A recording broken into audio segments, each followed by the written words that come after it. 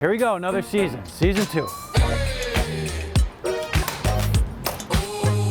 Good morning, Coach. What's up, man? Got you some Dunkin. You doing all right? How you doing? Good. I'm doing great. Good. Come on in. See you.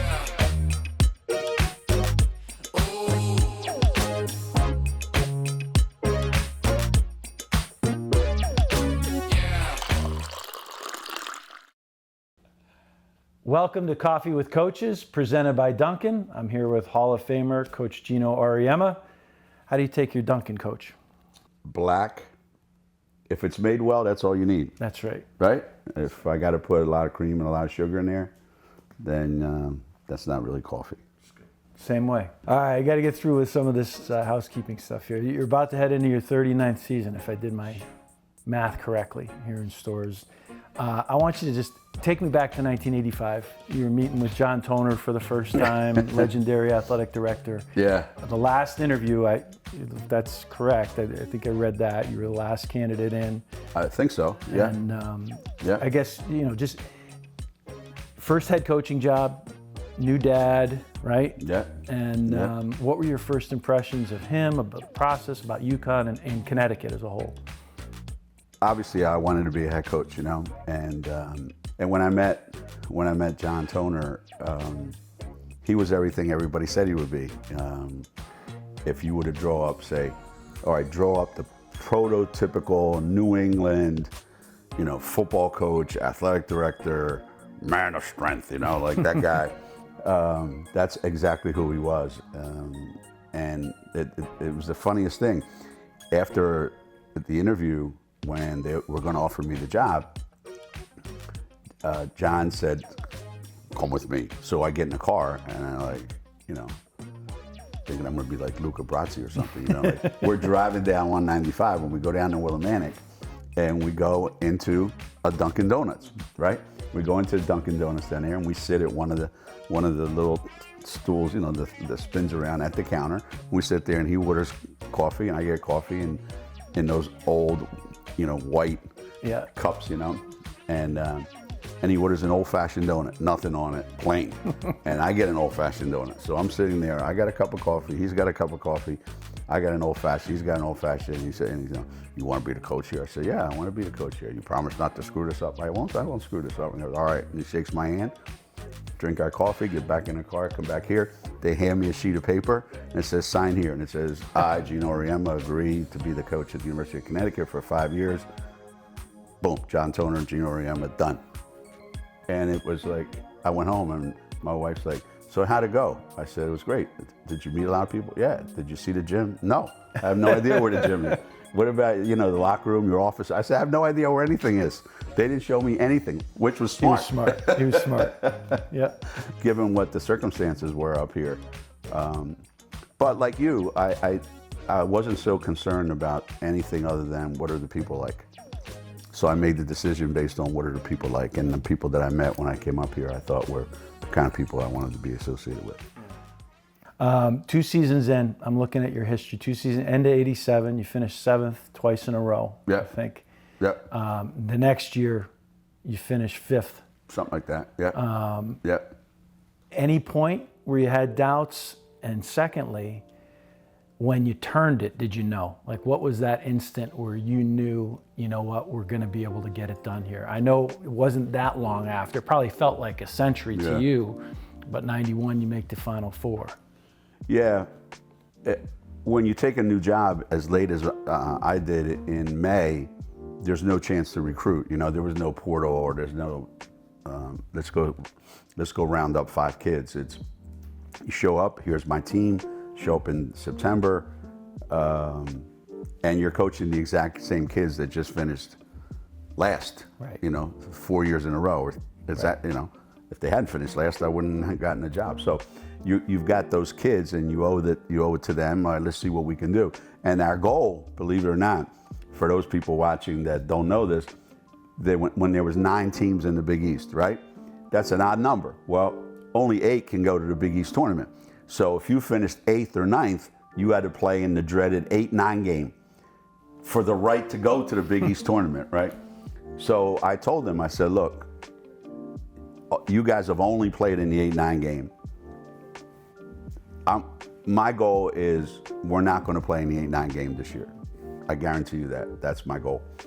They said, I asked them, what do you think is going to happen? Even before time, they go, we're going to finish 4th. I go, wow, 4th. Why? They said, well, because you're the coach now. I said, I know, but you guys are still the players. I said, I'm not playing. And they had high expectations for themselves, but we finished 7th. And we didn't play in the 8-9 game, and they were so excited to go to the tournament. So for them, it was like a great, great year. Right. For us, for me and the coaching staff, we knew, all right, once we start getting our players in here, it'll change. And the growing pains that come, I don't know if you had to deal with this, probably not, but as you brought in your own players and then you have players left over, there was a little bit of a, yeah. So there was a time after we finished 5th, going into 88, when in the spring, we had 4 players on our roster. Wow. 4. And we couldn't even play a pickup game. We had 4. And we had signed 7 players for the following year. And I just kept my fingers crossed. I said, I think these 7 are going to be really, really good. And they showed up in September. And those 7 and the 4 that were left over won the Big East Championship. And that was Megan Patterson and Wendy Davis and Debbie Baer and that whole crew. So there were some in between the 7, 7, 5, and then winning a championship. There was a period of time when I thought, you know, this might not work. Yeah. Maybe I don't have the ability as a head coach to manage this roster change and deal with all the upheaval and players are unhappy, this player's this player's that. So yeah, there was a point in time where I was really questioning myself. Like I think I've never questioned myself since. Natural. Yeah, natural. Yeah, totally natural. So transition from that, biggest change at UConn since you arrived, and biggest change in women's athletics since you arrived. I don't know if you had to do this, but we had to teach a class. Yep. Right? Yep, So you're a head coach and assistant, CD, and you had to teach a class, a phys ed class. Badminton and baseball. Tennis, racquetball, you name it. Yep. You had to teach it. So CD made everybody in her class have to come to a game. Otherwise, and if they did come to a game, she would bump their grade up like half, you know, like so if you were like, you know, a C- or C+, you would get a B. And she would make them come to the game. And so that's how we were desperate to get fans to come watch, you know. And I don't care if we're running out of time, but I got to tell you this story because you're a baseball guy and I love baseball. But this is what coaching used to be like. I was 13 or 14 years old playing baseball, guy on third, and I get the bunt sign. And my coach, you know, so I'm playing with 14 and 15-year-olds, I'm 13. You know, I weigh 110 pounds, 120 pounds, right? So I get the bunt sign. My coach is a former Marine. He's about 6'4", great guy, great baseball man. Gives me the bunt sign, guy on third. Pitcher throws the pitch. I don't like it. So I kind of like, maybe I pretend like I'm gonna bunt, maybe I don't, but like, I don't like it. Guy's halfway down the line. Catcher catches it, guy scrambles back, throw, he beats the throw back to third base. Timeout. I'm looking, third baseline. He goes like this, come here. And I walk up the third baseline. He reaches over, he puts his hands like right here, and I'll never forget this day as long as I live. And he lifts me up so that we're at eye level. And he says, next time I give you the bunt sign, you little son of a bitch, you're gonna bunt it, you understand? And I go back, you know, and the next pitch, it could have hit me in the head. I don't care. I was going to make sure that I got the bat on the ball somehow or another. But that feeling of like, I never want to let my coach down. Yeah. I don't know that that's as easy to get across today as it was back then.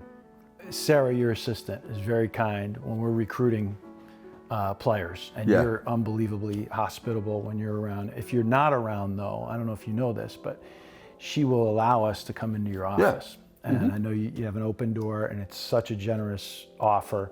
And we come in here, and our recruits are blown away because it's very much like a museum. You have the national championship trophies, you have the gold medals, your visits to the White House on display, the sword, which Sarah gave us the background of. But the thing that strikes me, and I think most people would say, okay, Hall of Fames, national championships, world championships, Olympic gold medals, you've got grandkids, why not go to the beach? Why not just enjoy it? Why must you continue to do this? And if I had to answer that, I'd say, well, look, and I always do this, and probably shouldn't go over to your desk, but you have little scraps of paper on your desk with basketball courts on them. Yeah. And you've got ... dash, and it looks from me like a mad scientist making up a new play, 100%. Finding something new, consistently tinkering, because you're not done learning. No. But it's that to me is the most awe-inspiring thing as a coach, to see you're still working it. Yeah. And that's awesome. But what would be your answer to that? Why must you continue to do this? What's left?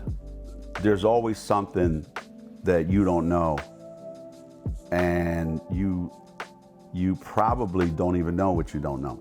So in order to stay fresh and stay energized and stay motivated, you're constantly searching for that thing that you don't know that's out there that could make a difference in how you try to teach that kid how to be a better basketball player. So we went to Europe with our team at the end of August. We came back on the 25th. On the 27th, I went back.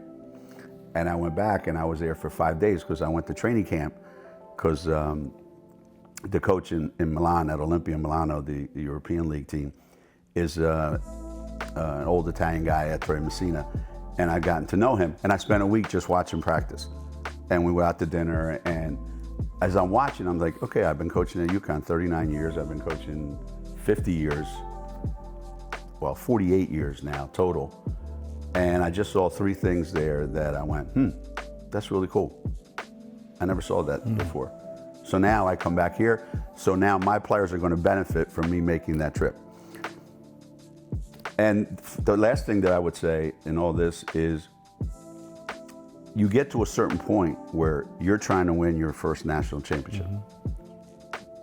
But if you remember your first Big East championship, whatever conference we were in championship, after that, you want to win another one. And after that, you want to win another one. Well, now that you've won enough conference championships, you've been to the NCAA tournament, now you want to win a national championship.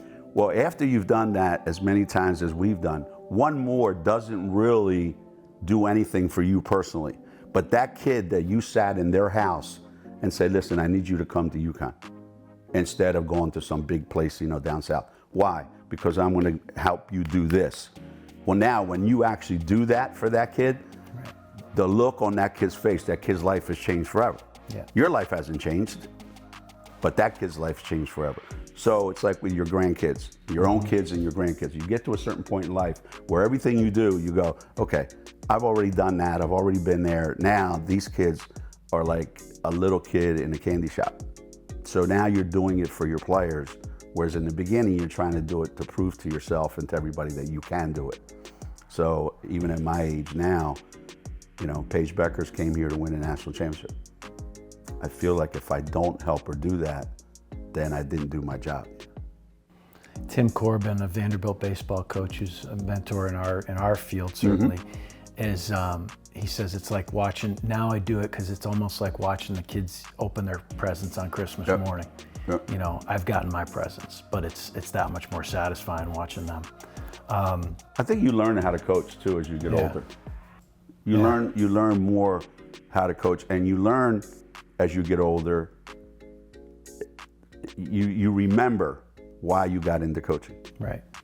And how important relationships are with your players. And I think you do an amazing job with your players. Thank you. Because they keep coming back and they keep talking about what it meant to be here. And to me, people say, well, how do you decide what pictures you have in here? I have a picture back there that I look at every day. There's 40 of my former players in a team picture after we just won the national championship.